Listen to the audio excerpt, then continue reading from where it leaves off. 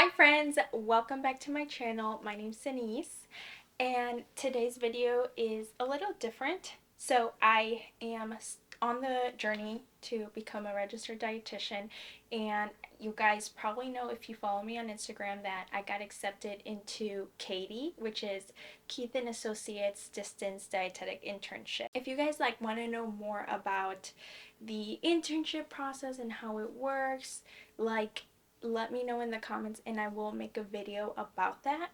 But this video is more geared towards my clinical rotation experience. And I came up with, I would say 2, 4, 6, 8 topics that I want to touch upon in this video.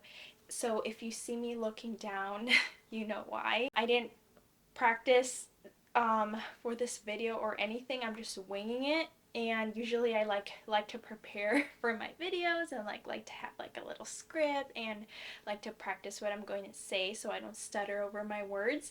But I thought today's just gonna be more of a casual sit down video where we just say what needs to be said. Anyway, sorry for talking your ear off. I just want to say that I am so grateful for my internship and for the preparation that they gave us before the internship even started. So they gave us, I believe it was, 80 hours of pre-orientation assignments to complete before our 4-day orientation that took place in Tulsa, Oklahoma. And then once we got to orientation in Tulsa, we had more assignments to do, more practice, and we even got to hear from a bunch of cool speakers who completely just empowered us in so many ways. But if you do want me to talk about my experience with CATIE, I definitely would. I have so much to say. I am so grateful for that experience. But also another thing that my internship did to prepare us was assign 40 hours of preclinical assignments. And honestly, this was so helpful because the last time I opened my MNT textbook, my medical nutrition therapy textbook, was in during my spring semester, which was back in May. That was the last day. So it really, science really, there, yes, some things I do remember, but there are certain things that you need to know off the top of your head, like how much protein does a patient on dialysis need? How much protein does a patient prior to dialysis need? How much does a patient on um I want to say, you get the point. Every single, there are just things that you just need to know and things that you don't remember, right? Because you're only going to remember what you practice. And I told myself this summer that I was going to practice my flashcards all summer long. I was going to memorize everything, rememorize everything. And it just didn't end up happening that way. I had a crazy summer. There was just so much that happened, so much that I was not even expecting. So honestly, I want to encourage you guys, if you guys still have I would say, if you have however much time you have until your clinical rotation, take that time to freshen up on your clinical knowledge. Everything that you learned in MNT and your advanced nutrition classes, really hone into that and understand it, because it's really going to make your life so much easier.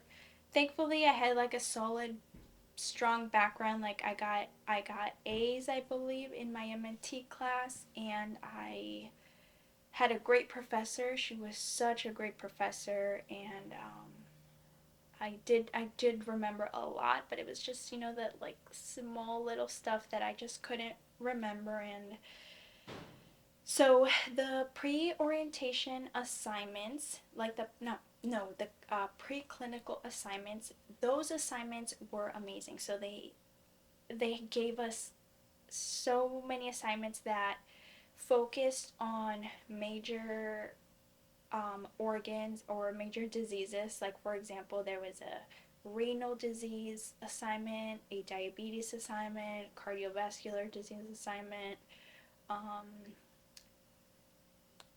um, overweight, obesity, um, malnutrition assignment. You get the idea. There were various assignments, and they really did help me because as I was going through the assignments, I was also reading the textbook and that the chapter based on the assignment that I was completing. So it did take me took me probably like 80 hours to complete the 40-hour assignments, but that's because I really wanted to freshen up on my MNT. Anyway, so our internship has us reach out to our preceptor a month before we are going to start the rotation, and we pretty much just remind them of like the time of, I mean, yeah, the time frame that will be with them, of the, we're supposed to ask like what should we wear, where should we park, what time should we show up, when should we show up. You get the idea. You just want to be prepared, and then you let them know like, hey, in about 3 weeks I'll reach out to you again to confirm. And yeah, so I pretty much did that, and then my preceptor sent me, I would say about, I want to say like 4 documents. She sent me a map of the building. She sent me assignments that she wanted me to complete before I started. And she's like, I'm not gonna collect it or check it or anything. I just want you to be prepared. And it was honestly a lot of tube feeding calculations, parenteral nutrition calculations, just very um things. Okay, things that will just like get your mind working and focusing on the things that you're gonna go through in that rotation. So, for example, she asked me a lot of like refeeding questions. Yeah, so that stuff was very helpful. And then I the hospital, oh my gosh, like the hospital had me do so many other things. Like my internship had me have like vaccines and tuberculosis tests, and like my CPR card and all these things. I think July 1st. Since July 1st, I had to turn everything in by July 1st for my internship. But then my clinical rotation, since it's in a joint commissioned hospital. So if you're familiar with like the joint commission, and if you're going into dietetics, I highly recommend that you know what that means, but I'm pretty sure you did talk about that in your MNT class. um, so that means that they just are commissioned, and that they have to just have, be more strict and have like higher standards of care. So I had to have another TB test, but they didn't accept skin test, so it had to be like a blood TB test. So I had to get my blood drawn. I had to what else did I have to do? I had to take a quiz. It was like a 50-question quiz asking um, questions regarding like the hospital, the things that we do, what we don't do, and they sent me a PowerPoint to go along with that, which was good. They wanted me to have my CPR card, which I already had. They wanted a background check, and my internship wanted me to have a background check as well, but the hospital wanted me to have an even more intense background check that checked for 4 things. So it wasn't like any regular background check. It was just more thorough, which means it took a little longer and I had to pay a little more to be able to get the things that they wanted on the background check, because it's just like a whole dilemma, which I won't get into. I had a headache with that. I had to get fit tested, so an N95 respirator mask fit test, and that was a headache because I had so much trouble trying to get this test. Oh, guys, just reach out to your preceptor so that they know that you're coming, and so that they can reach out like to the education department, and the education department can send you the things that they need to send you in advance, because it took me so long to get these things done and turned in. Lots of driving around, lots of calling. So I can't stress that enough. Reach out to your preceptors, to your clinical preceptors ahead of time, especially if you're going to be in a hospital or like a long-term care setting or something like that, because you don't want to get to like a week before your internship and then find out that you need like all these other things as well. You know what I mean? So the next thing I want to tell you is to, once you get to your rotation, take note of everything that your preceptor says to you or that your preceptor teaches you. So my internship actually said, like, I want my director at during orientation, she told us to take note of everything. Just like take note of everything. She said, I don't want you repeating the same questions more than once. So I became very conscious of the preceptor's side of the whole rotation process, because I bet you guys that there have been so many interns that just like keep asking the same things over and over, like, oh, how do you do this, how do you do this, how do you do this, where you were just wasting everyone's time and you're just like annoying people, right? So anyway, yeah, one thing that I really want you guys to take note of is the charting system. My internship had us prepare for like charting on a patient, and they had this like makeshift charting system, and we went in there and like found things about a patient, or like wrote things about a patient, like pretending like we were charting on a patient. And it was like helpful somewhat, but once I got to my rotation, they use, what do they use there? They use Saurian, the charting system Saurian, I believe, and it's a it's pretty complicated, I want to say, because there's different ways to get to a certain place, and if if one place doesn't have what you're looking for, then you have to go check the other place. And yeah, there's a lot to know, and it would be so annoying if I kept asking my preceptor, oh, how do I get to the physician's note again? Oh, how do I know when the last time that the patient had a bowel movement was? Oh, how is their input and output? Are they negative? Are they positive? How do I get there again? There's just so much that you need to know to before you even go into the patient's room. You want to know like who your patient is before you go in there. You want to read their file, read their chart, read the doctor's notes, read the nurse's information, because the nurses will collect when the last time they had a bowel movement, how their eating habits have been. You'll be able to see how much of their food they're eating. And this is so important because you want to get the information so that you can see if there is a risk of refeeding syndrome. So if the patient hasn't been eating, if they haven't gone to the bathroom, if their labs are way off, right? Their like electrolytes are way off. If you find out all this information, and then you go to the room, you conduct a nutrition focused physical exam, and you find out that they are malnourished, like severely malnourished, you obviously cannot feed them as you can a regular person. You have to take it easy. Um, so it's a very important, I mean, you are like dealing with another human's life, right? And they come to the hospital to get better. I mean, it's an acute setting. They're not there for diet advice. They're not there for um no, like little things like, oh, I'm just wondering about the keto diet and I'm wondering about like veganism. No, they're there because they might die.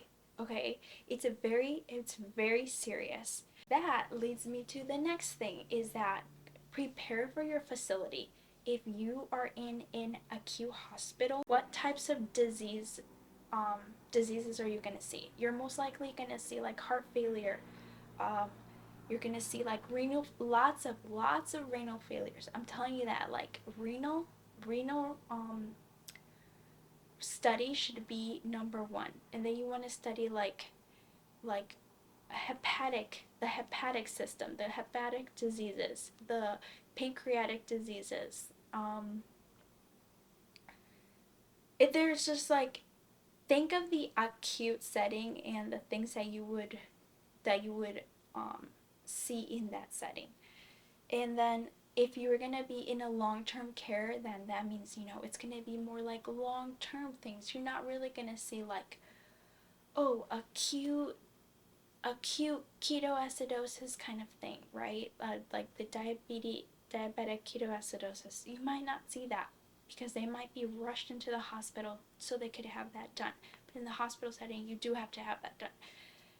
If you're going to be in a like diabetes diabetes clinic, then you really, really want to get familiar with diabetes. Obviously, right? You're not going to be studying the hepatic system. You're not going to be studying the like cancer chapters, right? You're going to focus on diabetes and maybe focus on energy intake or like all those chapters, right? When we learn about that, or like the weight loss chapters, because I feel like those connect with each other.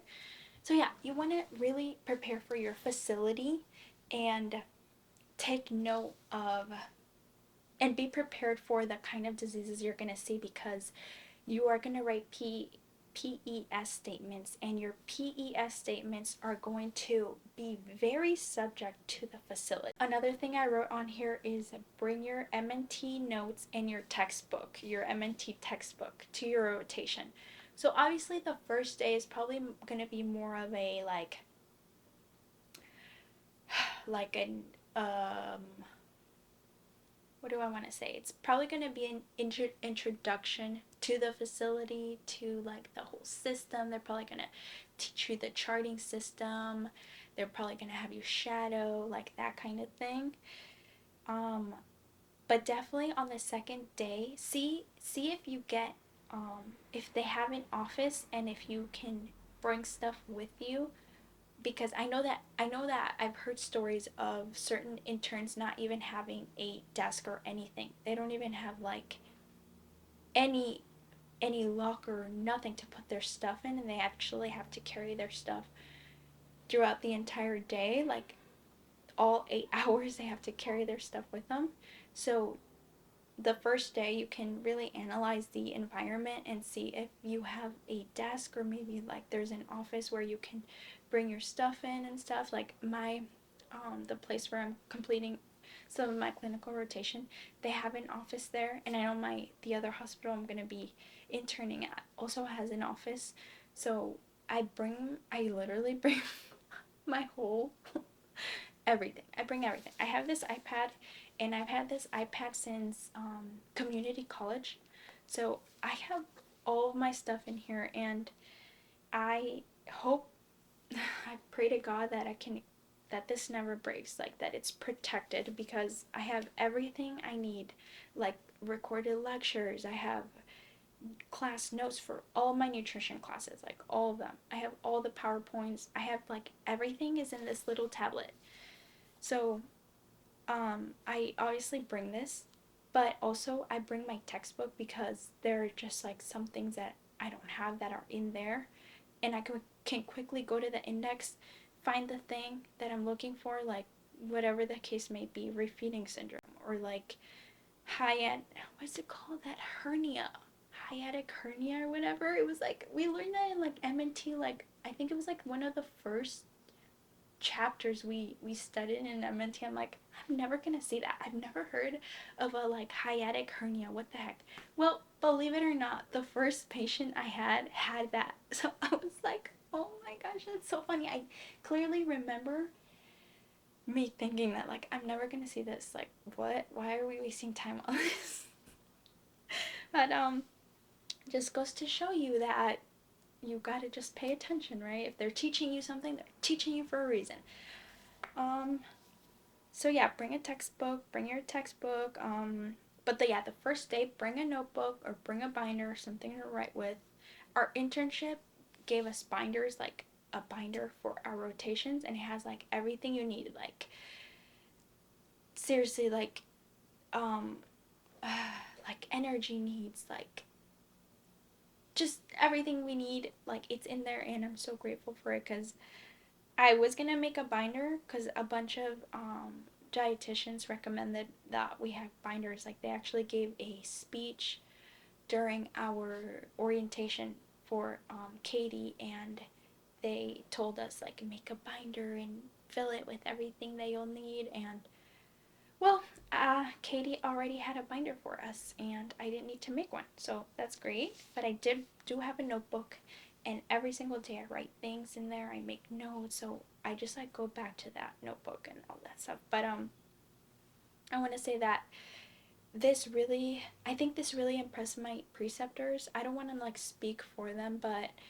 I think that I haven't been. They, it's more of like in an independent work environment, and then when I have questions, I just like ask questions, and then once I filled out my chart, they open up their chart on their computer, and then open up my chart on their computer, and I pull up my chart right next to them, and then they go through my chart, and then they correct things that need to be corrected.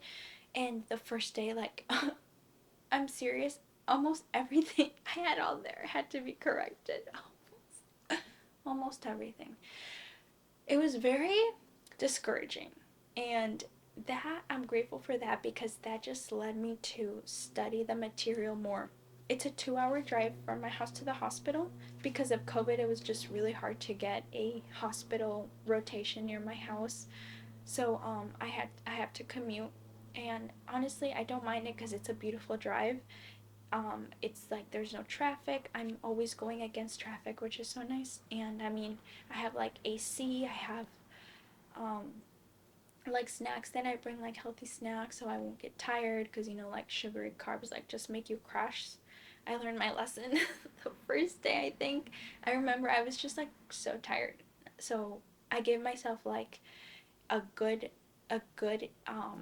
evening routine, so that way I am like not doing anything by 8 p.m., and then I'm just using that hour from 8 to 9 to get sleepy, and then by 9 I just like in bed and trying to go to sleep. I was saying that I used the 2 hours of commuting to really study everything that I was learning prior to um that day. So like if I was my first patients had a bunch of renal stuff. So on the way to the internship, on the way to the hospital, I was listening to the renal disease lectures on in my car, like through my speakers. So honestly, that was great. But anyway, moving on. Sorry, I'm rambling so much right now. But I want to say that it's very important. I think this is so important, is to make a document, like a spreadsheet or something, and just write down the PES statements that you're using and the interventions to go along with that. Because most likely you are going to see the same types of diseases or whatever, and you having like written like if you're probably thinking to yourself like, oh my gosh, this reminds me of the patient that I had like last week, and you just can't remember what the intervention was, or you're stuck or something, you know what I mean? So just make sure to make a spreadsheet. Just make sure you don't write the patient's name or like any identifying factor of that patient. Another thing I want to say is to eat a filling breakfast. It's so important to go in there with energy, and if you are the type of person that just knows that you run late, just wake up earlier. I have to wake up at 4 a.m. because I have to leave the house by 6 a.m. And even then, I give myself 1 hour of wiggle room. So I'm not supposed to be in there till 9 a.m. and I get there around like 8, 10. Um, so I use that time to, they do offer free breakfast there and lunch, which is so amazing. So I just have to go to the cafeteria and get breakfast. I get to the office, it's like a hospital. It's big. You have to walk around. I park very far away from the hospital too. Um, they have the office there. It's in a different building than the hospital. It's a separate building. So I have to like walk to the office, log onto the computer, look at the patients for the day, just take a look at the patients, and then once my preceptor gets there around 9, she assigns me the patients that I'm going to see for the day. So it's a good idea to just go in there before she does and just to just be in the mood to work. And I was late. I think I was late the first 2 days. I was late like 7 minutes, and I told myself like I am not gonna be late anymore. So yeah, so that's been great. I've been doing a good job with that. I want to say like have a good nighttime routine, because this is what's gonna set you up for the whole day.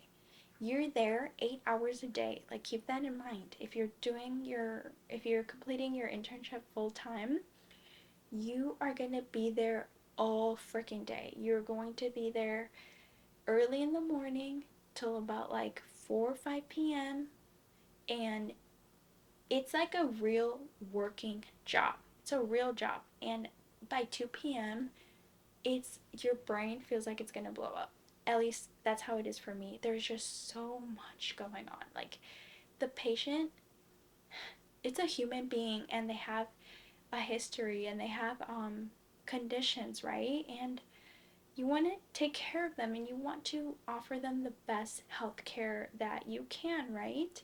So it's something very serious. You can go throughout your workday and not really care about the person, but honestly, that's not the way to go about it. And if that's the way you want to do, like, don't go into the healthcare industry. Really, don't do that, because we already have enough careless people out there. We don't need any more.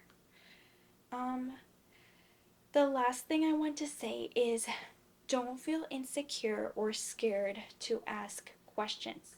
Really, you may think like, oh my gosh, I'm asking a question and I'm gonna look dumb, and I'm gonna look like they're gonna know that I don't know this. And yeah, you don't know it because you're a student, you're an intern. That's why you're there. That's why you're there. That's why you're completing this internship, so you know. And you're not going to know everything, okay? They probably don't even know everything. They probably have to look things up. So, I mean, we're human, we forget things. So that's why we're there. Don't be ashamed. If anything, they respect you so much for asking questions. It's just when you ask the same questions over and over that they kind of lose respect for you, because really you're not respecting their time, right? So yeah, that's all I want to say, you guys. I know it was so long, but I really hope that you got some knowledge out of this. It's definitely a fun experience, okay? If this is like what you've been learning all these years, and now you get to put it into practice, okay? So I want to encourage you. Let me know if you have any more questions. You can follow me on Instagram and send me a private message with your question, or you can leave it down in the comments or whatever, and I am so happy to answer the questions for you guys. Okay, sorry it was a little rambly and stuff. I didn't really get to practice the video, but anyway, I hope you have a lovely day. I love you so much, and bye.